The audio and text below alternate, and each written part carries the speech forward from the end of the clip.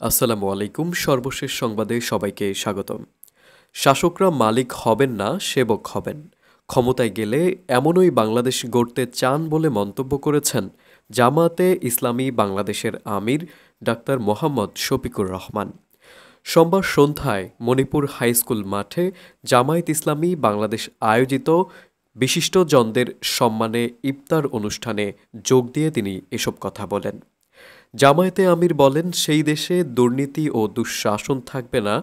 দেশে এখন আল্লাহর আইন চাই। অন্য সব ভাইদের আইন দেখা হয়ে গেছে। যে দল ইমানদারির সবচেয়ে কাছাকাছি, নির্বাচনে সেই দলকে বাছাই করতে আহ্বান জানান তিনি। এ সময় তিনি আরও বলেন, যার মুখের কথার সাথে কাজের বেশি মিল থাকবে, জাতি তাদেরকেই বেছে নেবে। দর্শক, এই ছিল এখন পর্যন্ত। পরবর্তী সংবাদ পেতে চ্যানেলটি সাবস্ক্রাইব করুন।